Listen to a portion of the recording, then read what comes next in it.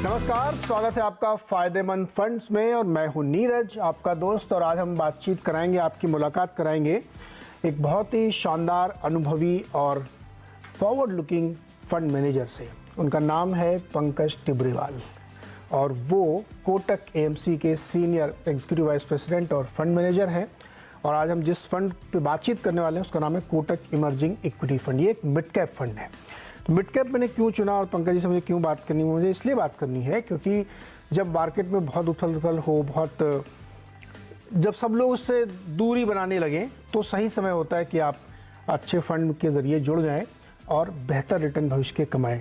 तो जैसा कि मेरा वायदा है कि जिस भी फंड में आप जाना चाहते हैं या जाएं, उसके फंड मैनेजर को समझना, उनसे बातचीत करना, उनकी थिंकिंग प्रोसेस को गेज करना ज़रूरी है और यही इस शो का प्रॉमिस भी है। तो पंकज जी, बहुत बहुत स्वागत है आपका CNBC आवाज़ के फ़ायदेमंद फंड्स में। और हम लोग फंड पे तो बात डेफिनेटली करेंगे, शो ही उसके लिए है। लेकिन थोड़ा सा हम दुनिया में जिस समय भूचाल मचा हुआ है उसके बारे में आपकी राय जानना चाहते हैं कि जो चल रहा है इस वक्त अमेरिका में ख़ास तौर पे, अब तो यूरोप भी उसमें शामिल हो गया है।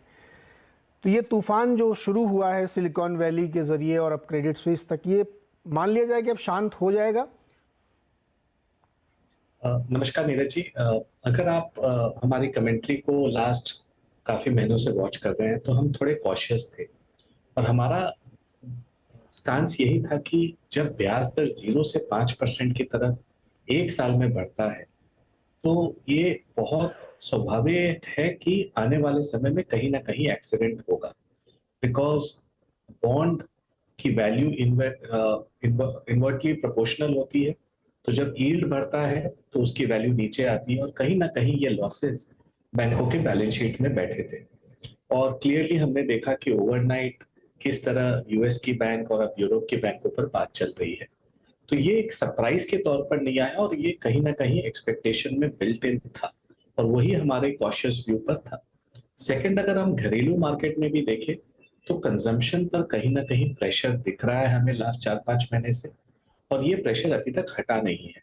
और तीसरी तिमाही के जब नतीजे आए तो हमने देखा कि NSE 500 कंपनियों को अगर हम टोटल में लेते हैं तो उसमें से BFSI जो बैंकिंग एंड फाइनेंशियल 81 कंपनी है, उन्होंने तो बेहतरीन प्रदर्शन किया, करीबन 50% की अर्निंग ग्रोथ थी। लेकिन जो नॉन बैंकिंग फाइनेंशियल कंपनियां करीबन 420 कंपनियां, उनमें हमने नेगेटिव 11 से 12% अर्निंग डिग्रोथ देखा और हेडलाइन बेसिस पर 6-7% की अर्निंग ग्रोथ थी। तो क्लियरली जो नॉन BFSI सेगमेंट है वहां हमें प्रेशर दिख रहा था और इसी कारण हमारा व्यू कॉशियस था। लेकिन आने वाले नेक्स्ट 6-8 महीने में हमें लगता है कि ये जो उथल पथल है या ये जो सुनामी आई है पूरे ग्लोबल मार्केट में, इसे अपॉर्चुनिटी की तरह देखना चाहिए। नीरज जी, ये ना भूले कि 18 महीने ऑलरेडी गुजर गए हैं जब मार्केट में जीरो रिटर्न है। ऑलमोस्ट अगस्त सितंबर 2021 में हमने मार्केट में पीक बनाया था। आज हम मार्च 2023 में हैं और मार्केट में वर्चुअली जीरो रिटर्न है। रिटेल में फटीग दिख रहा है। FI निवेशक लास्ट ईयर भी सेलर थे, इस साल के स्टार्टिंग में भी से सेलर है। तो कहीं ना कहीं फ्लोज भी हम नहीं देख पाए हैं और मेरा ये मानना है कि नेक्स्ट 2 तिमाही में जितनी भी नेगेटिव न्यूज है, चाहे वो अर्निंग्स में हो, ग्लोबल में हो या एल नीनो का जो अनसर्टेनिटी है, वो सब प्राइस हो जाएगा और नेक्स्ट 2 से 3 तिमाही के अंदर आपको इस मौके को यूज करना चाहिए डिप्लॉयमेंट के तौर पर और हमें लगता है 2024-25 में इसकी बेनिफिट हमें मिलेगी। तो कहीं ना कहीं ये जो एक्सीडेंट्स होंगे या नॉइज होंगे वो ऑब्वियसली ग्लोबल सेंट्रल बैंकर्स अभी अफोर्ड नहीं कर सकते हैं बड़े एक कंटेंजेंट के लिए। तो ये फेड पर भी प्रेशर डालेगा और फेड कहीं ना कहीं अपने जो ब्याज दर के पेस को, हमारा ये अनुमान है कि कम करेगा या मे बी एक बार पॉज करके अनसर्टेनिटी को एक बार देखेगा। तो नेक्स्ट 3-6 महीना यस वॉलेटिलिटी रहेगी, बट इस वॉलेटिलिटी को अपना फ्रेंड बनाइए, इसे अपॉर्चुनिटी के तौर पर देखिएगा और नेक्स्ट 3-6 महीने डिप्लॉयमेंट के तौर पर आप इसको यूज करिए। हाँ, मतलब फेड को या मार्केट में किसी एक को तो ये समझना पड़ेगा। और जिस तरह की सिचुएशन बनी है ना कि अब देखिए, एक हफ्ते के अंदर ही फेड फंड का जो 5.4% का अनुमान था वो घट के अब 4.8 के आसपास आ गया है। फेड को भी समझ में आ रहा है कि अगर बहुत ज़्यादा बढ़ा है तो फिर सिस्टमिक कोलैप्स हो जाएगा। एक चिंता मेरी और दूर करिए। जैसे अब नया ट्रेंड देख रहे हैं, नया ट्रेंड क्या मतलब है, घबराहट में लोग कर रहे हैं कि एक दिन में जेपी मॉर्गन में $20 बिलियन की डिपॉजिट आ गई है। अब वो छोटे वाले बैंकों से लोग डर डर के बड़े वाले बैंकों में ले जा रहे हैं, इधर उधर रिशफलिंग हो रही है। तो ये कहीं ना कहीं एसेट लाइबिलिटी के को एक डिसबैलेंस कर रहा है। ये बड़े बैंकों के लिए बड़ी चिंता हो जाएगी कि इतना डिपॉजिट आ गया तो मैं करूँ क्या, फिर उसी बॉन्ड में लगाना है क्या। तो ये जो लाइबिलिटी और एसेट का मैनेजमेंट है, ये थोड़ा सा दिक्कत करेगा भी। देखिए, हो सकता है, लेकिन हर एक क्राइसिस में एक अपॉर्चुनिटी उभर के आती है। हमने प्रीवियस क्राइसिस में भी देखा कि जो स्ट्रॉन्गर बैंक्स है वो और स्ट्रॉन्गर हो जाते हैं, एंड क्लियरली कंसोलिडेशन इस क्षेत्र में दिख रहा है 2008 से लीमन क्राइसिस के बाद, कि जो बड़े और स्ट्रॉन्गर बैंक्स है वो और स्ट्रॉन्गर बन गए। और इस क्राइसिस के बाद भी हमें ये लगता है कि जो स्ट्रॉन्ग फ्रेंचाइज बैंक्स हैं ग्लोबली और इंडिया में भी, आप देखेंगे वो और स्ट्रॉन्ग हो गए। हमने इंडिया में भी 3-4 साल पहले देखा, जब बैंकिंग में एक बहुत उछल पतल आई थी, मिड टियर बैंक्स में काफी प्रेशर आया था, तो वहां से डिपॉजिट मूव होके सारे बड़े बैंकों में गया था और उनकी मार्केट शेयर एक्चुअली बढ़ी थी। सो ये कुछ सरप्राइज नहीं है, बट ये आगे के पैसे को किस तरह डिप्लॉय करेंगे वो देखने वाली बात है। बट ये कंसोलिडेशन सामने प्ले आउट कर रहा है और हमें लगता है कि नेक्स्ट आने वाले साल 2 साल में यूएस में भी जो मार्केट शेयर है वो बड़े बैंकों की तरफ शिफ्ट होगा। बिल्कुल सही। और अच्छी बात हमको ये लगती है कि भारतीय बैंकों की जो ओवरऑल बैलेंस शीट है, टोटलिटी में अगर सारे बैंकों को देखें, जो मैंने लास्ट वीक ही पूरी अध्ययन किया, तो उसमें मैंने पाया कि इनका बहुत मजबूत बैलेंस शीट है। इनका जो ग्रॉस एनपीए है वो 4% से नीचे है टोटलिटी में। क्रेडिट ग्रोथ 15-20% एवरेज आप निकालिए, तो ये भारत में कम से कम कोई असर नहीं, बहुत अच्छी स्थिति यहाँ बनी, उसका फ़ायदा हमको उठाना चाहिए। पंकज जी, ऐसे में लोग कहते हैं कि जब मार्केट में सब लोग डरे हुए हो, ख़राब हो, कमज़ोर हो, तो पैसे लगाने चाहिए। फिर उसमें एक और लोग कहते हैं कि बड़े वाले स्टॉक में लगाइए या छोटे में लगाइए। तो कुछ लोग कहते हैं नहीं, मिड कैप अगर आपने अच्छा पकड़ लिया तो पैसा सबसे ज़्यादा उसमें बनता है। बड़े वाले तो एक सर्टेन 15-20-10-12% की CAGR में चलते हैं, लेकिन मिड कैप में अगर आप अच्छे स्टॉक चुन लें तो बहुत अच्छी वेल्थ क्रिएट हो सकती है। तो हमने कहा इसके लिए फिर एक बास्केट बननी चाहिए, और वो बास्केट को म्यूचुअल फंड कहते हैं, जिसको पंकज जी जैसे लोग मैनेज करते हैं। तो पंकज जी, ये जो कोटक इमर्जिंग इक्विटी फंड है, मिड कैप फंड खास तौर पे, मुझे इसके बारे में बताइए कि जो हमारे नए दर्शक देख रहे हैं जो इसमें एंटर करना चाहते हैं, क्या खूबियाँ हैं इसकी। नीरज जी, अगर देखें तो ये फंड जो भी मिड कैप ओरिएंटेड कंपनियां होती हैं, जो सेबी ने अब डिफाइन कर दी है, 101 ना मिड कैप कहा जाता है, तो मिनिमम 65% पोर्टफोलियो का उन कंपनियों में रहेगा जो उस मार्केट कैप रेंज में है, और बाकी 35% आप लार्ज कैप, स्मॉल कैप या कैश या मिड कैप के कॉम्बिनेशन में रख सकते हैं। हमारा ये प्रयास रहा है काफी सालों से कि हम उन कंपनियों पर बेट करें जो अपने क्षेत्र के लीडर्स हैं, और इसमें 2-3 चीज हम देखते हैं। पहला, हमारा ये मानना है कि इंडिया में जो कंपनियां छोटी सी बड़ी बनती हैं, उनमें प्रमोटर और मैनेजमेंट का एक बहुत इम्पोर्टेंट योगदान रहता है। और अगर अच्छी और मीडियोकर कंपनी को भी हम देखें और अच्छी प्रमोटर रहे तो वो सोना बन जाता है, और अच्छी से अच्छी टेक्नोलॉजी वाली कंपनी लेकिन प्रमोटर खराब है तो वो कचरे के भाव पर फाइनली बिकती है। तो कहीं ना कहीं हमारा ये प्रयास रहता है कि मैनेजमेंट पर कॉल ले, और इंडिया में हमने देखा है लॉन्गर टर्म में कि मैनेजमेंट ही सबसे बड़ा अपना दुश्मन होता है। मतलब सबसे बड़ा रिस्क अगर स्टॉक में देखें तो वो मैनेजमेंट होता है। तो ये एक बड़ा असेसमेंट रहता है, और हम उस कोशिश करते हैं कि उन मैनेजमेंट्स पर फोकस करें जहां कॉर्पोरेट गवर्नेंस नहीं है, जो माइनॉरिटी के लिए सोचते हैं और कंपनी को बड़ा स्केल करने की सोच के आगे बढ़ते हैं। सेकंड, हम देखते हैं कि भाई हम P&L तो देखते हैं, लेकिन उससे ज्यादा हम प्रेफरेंस बैलेंस शीट और कैश फ्लो को देते हैं, क्योंकि हमारा ये मानना है top line is vanity, bottom line is sanity, but cash in bank is reality. तो उन कंपनियों के पीछे ना भागे जो खाली अपनी टॉप लाइन और प्रॉफिट को ग्रो कर रही है लेकिन कैश फ्लो में नहीं आ रही। और फाइनली छोटी वाली बड़ी कंपनी तभी बनती है जब वो कैश फ्लो को देख के ग्रोथ करे। तो ये सेकंड इंपॉर्टेंट चीज है। थर्ड, हम देखते हैं कि वो छोटी मछली बड़े तालाब में है कि बड़ी मछली छोटे तालाब में है। इसकी मतलब कि अगर वो छोटी मछली है बड़े तालाब में, तो अपॉर्चुनिटी ग्रोथ करने के लिए सेक्टर में बहुत ज्यादा है, और आज उसका मार्केट शेयर कम है, तो वो बड़ी लंबे समय तक ग्रोथ कर सकते हैं। तो ये थर्ड देखते हैं। फोर्थ हम देखते हैं कि भाई उसकी जो, अगर वो 100 रुपए धंधे में लगाता है, बिजनेस में लगाता है, तो उसमें 15 या 20 रुपया उसके ऊपर रिटर्न ऑन कैपिटल जनरेट कर सकता है क्या। और आज के हमारा मानना है कि इंडिया में कॉस्ट ऑफ इक्विटी या कॉस्ट ऑफ डूइंग बिजनेस 11-12% के नीचे नहीं है।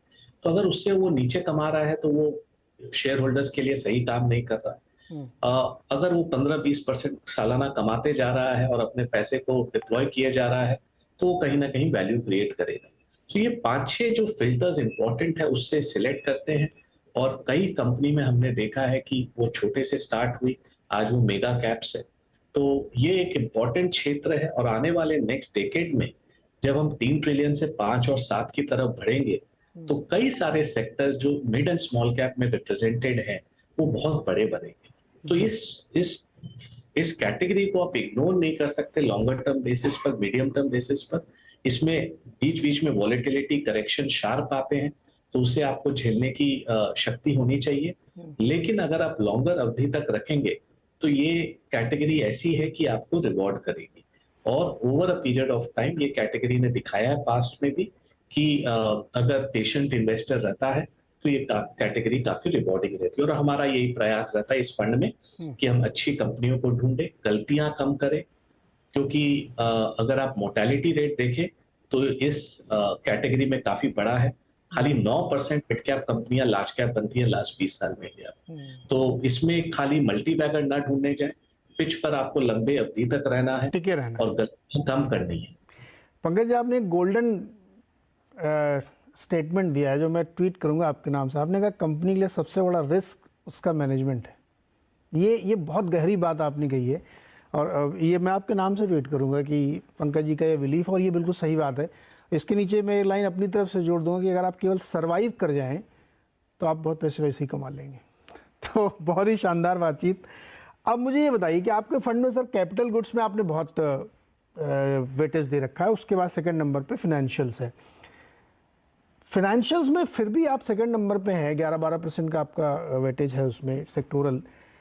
मेरा सवाल ये हमेशा रहता है कि अब जो फाइनेंशियल सेक्टर का जो बढ़िया गोल्डन टाइम था ना, पिछले साल, 1.5 साल, 2 साल वाला, वो बीत रहा है और अब थोड़ा मुश्किल के वक्त आएगा जब ब्याज दरें इस लेवल पे हैं, क्रेडिट ग्रोथ पता नहीं सस्टेन करेगी कि नहीं करेगी।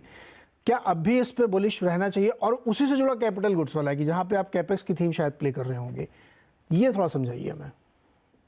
तो बहुत अच्छा सवाल पूछा नीरज जी आपने। तो पहले कैपिटल गुड्स को लेते हैं। अगर ये सेक्टर को आप देखें तो हमें लगता है कि लास्ट 2 साल से हम इस सेक्टर पर बुलिश हैं और हमें लगता है कि आने वाले 3-4 साल में देश में एक बड़ा चेंज हो रहा है। अगर आप देखें लास्ट 10 साल से हमारे देश को क्या ड्राइव कर रही थी, वो थी कंजम्पशन। लेकिन लास्ट 3-4 साल में जो पॉलिसी चेंजेस हुई हैं और जियोपॉलिटिकल चेंजेस जो ग्लोबली हुए हैं, उसके कारण कहीं ना कहीं सप्लाई चेन्स और मैन्युफैक्चरिंग रीअलाइनमेंट हो रहा है पूरे विश्व में। आपने देखा रूस यूक्रेन के वॉर, चाइना यूएस के टेंशन और कोविड के बाद हर बड़ी कंपनियां ये सोच रही है कि हम अपने आप को चाइना और बाकी जगह से डीरिस्क कैसे करें। और उसमें इंडिया एक कहीं ना कहीं स्ट्रॉन्ग पोजीशन पर निकल के आता है, बिकॉज जो लेबर फोर्स है और जो एडुकेटेड लेबर फोर्स है वो इतने तादाद में चाइना को छोड़ के विश्व में और कहीं नहीं मिल सकता। और साथ में गवर्नमेंट का जो पुश है, आप देखेंगे कि गवर्नमेंट ने बहुत सॉलिड पुश दिया। इस साल भी 10 लाख करोड़ की बजट की है। और जस्ट इस आंकड़े को मैं एक रिलेटिव बेसिस पर डाल दूं कि 1971 से 2005 तक पूरे 34 वर्षों में गवर्नमेंट ने 10 लाख करोड़ रुपया खर्चा किया था। अब हमारा बजट 10 लाख करोड़ एक साल में है इंफ्रास्ट्रक्चर पर। तो प्लस अगर हम इंडस्ट्रीज डोमेस्टिक के देखें तो उनकी कैपेसिटी यूटिलाइजेशन भी 75% क्रॉस कर गई है। और कहीं ना कहीं 75-80% के बाद आपको नई कैपेसिटीज लगानी पड़ती है। प्लस बैलेंस शीट अगर कॉर्पोरेट इंडिया के आज शेप में है, लास्ट 4 साल से सब अपने कर्जे को कम कर रहे थे। तो ये चारों पांचों चीज को मैं जब कंबाइन करता हूँ और गवर्नमेंट की इंटेंशन और पुश को देखता हूँ और ग्लोबली जो चेंजेस हो रहे हैं उसे देखता हूँ, तो मुझे लग रहा है कि नेक्स्ट 3-4-5 साल मैन्युफैक्चरिंग, कैपिटल गुड्स, इंफ्रास्ट्रक्चर के लिए देश में काफी स्ट्रांग रहने वाला है। और इसका जो मल्टीप्लायर इफेक्ट बाद में कंजम्पशन पर आएगा वो काफी स्टेबल और अच्छा रहने वाला है। तो इसलिए हमारे रुझाव कैपिटल गुड्स की तरफ है और ये काफी बड़ा ओवरवेट सेक्टर है हमारे पोर्टफोलियो में। ओके। सेकंड, आपने बैंकिंग और फाइनेंशियल्स की बात की, तो कहीं ना कहीं हमें लगता है कि मतलब इंडियन बैंक्स एक बहुत अच्छे शेप में है, चाहे उनकी बैलेंस शीट्स देख लें, एनपीए लेवल आपने जिस तरह बात किया, बट कहीं मैं आपके साथ सहमत हूं कि जो बेस्ट ऑफ अर्निंग्स ग्रोथ हमने लास्ट ईयर देखा था, करीबन 50, 60, 70% कई सारे बैंकों ने दिया, वो ऑब्वियसली आने वाले 2024 में नॉर्मलाइज होगा, बिकॉज जो एनआईएम्स है उस पर कहीं ना कहीं थोड़ा प्रेशर आएगा और एसेट क्वालिटी जो है वो आज के दिन बेस्ट शेप में है, एनपीए लेवल्स बेस्ट शेप में है, तो यहाँ से थोड़ा इससे बेटर होने की गुंजाइश कम है। तो नॉर्मलाइज प्रॉफिट अर्निंग्स ग्रोथ आना चाहिए 15-20% का, जो हमारे हिसाब से खराब नहीं है आज के माहौल को देखते हुए। तो हमें लगता है कि सिलेक्टिवली प्राइवेट सेक्टर बैंक्स की तरफ हमारा रुझाव ज्यादा है, लेकिन इस फंड में अगर हम देखें तो ज्यादा हमारा एक्सप्रेशन बैंकिंग एंड फाइनेंशियल्स में लार्ज कैप बैंक्स के थ्रू है, क्योंकि फाइनली अगर आप देखें तो ये एक लेवरेज बिजनेस है। नेटवर्थ के 100 रुपए पर आप 20 गुना लेवरेज करते हो, तो छोटे बैंकों में रिस्क थोड़ा ज्यादा होता है और हमारा फोकस रहता है कि हम बड़े बैंकों में अपना एक्सप्रेस करें व्यू। और आपने यूएस में भी देखा किस तरह रीजनल बैंक्स में अभी प्रेशर आया, तो ये कहीं ना कहीं हमें लगता है कि बड़े बैंक्स की तरफ हमारा रुझाव इस पोर्टफोलियो में ज्यादा है, और ये रीजन है कि हम बैंकिंग पर भी पॉजिटिव है और कैपिटल गुड्स पर भी पॉजिटिव। छोटा सा एक ब्रेक लेंगे यहाँ पे और ब्रेक से लौट के आएंगे तो पंकज जी से ये पूछेंगे कि आईटी सेक्टर पे उनका नजरिया क्या है, जब सब लोग उससे थोड़ी दूरी बनाए हुए हैं, तो इस फंड की क्या राय है।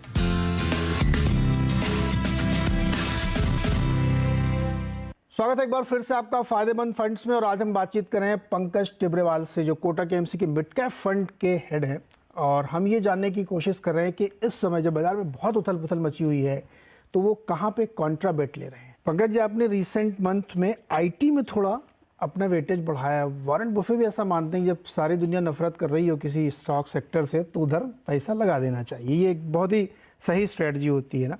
लेकिन इस स्ट्रेटजी के बीच में मेरा एक सवाल है, with due respect to Warren Buffett और आपके लिए, कि इस वक्त भी लोग मानते हैं कि आईटी महंगा है स्टॉक है, प्री कोविड लेवल और आज में अभी भी करेक्शन उतना नहीं हुआ है जितना बहुत सस्ता लगे या एंट्री करने के लिए बहुत अच्छा पॉइंट दिखे। अभी भी उन लोगों को लगता है कि आईटी थोड़ा वैल्यूएशन वाइज महंगा है, फिर भी आपने एंट्री लिया क्यों?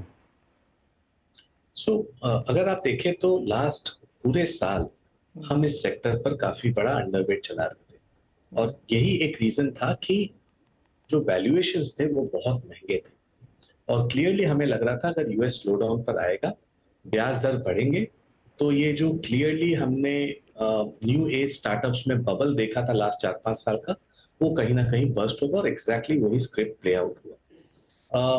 बट अब लग रहा है कि काफी हद तक करेक्शंस हो गए हैं, फाइनली बॉटम पकड़ना बहुत मुश्किल है, बट धीरे धीरे हमें लगता है कि इस सेक्टर को वेटेज धीरे धीरे बढ़ाना चाहिए, बिकॉज जब भी इस तरह के उछाल पतल होते हैं तो हर कंपनियां अपनी कॉस्ट को वापस कम करने की कोशिश करती है, और इसके कारण वो वापस ऑफशोरिंग की तरफ जाती हैं, इंडियन आईटी सर्विसेज को अपना प्रोजेक्ट्स देती हैं और इन हाउस अपने खर्चे को कम करती है।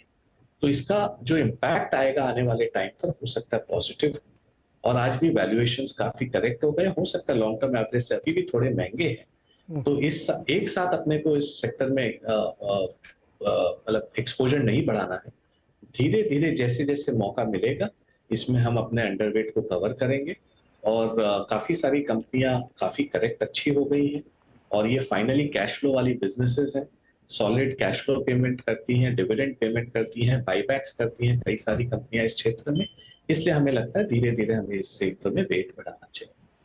पंकज जी, फार्मा और हेल्थ केयर से थोड़ी नाराजगी है क्या? ये इसने तो बड़ा कमाई करके दी लोगों को कोविड टाइम में, अब आप उससे दूरी बना रहे हैं। नहीं, अगर आप देखें तो फार्मा में भी हमने हल्का हल्का वेट बढ़ाया है, और हमें ये लग रहा है कि 4 से 5 साल की टाइम करेक्शन, प्राइस करेक्शन इस क्षेत्र में हो गई है।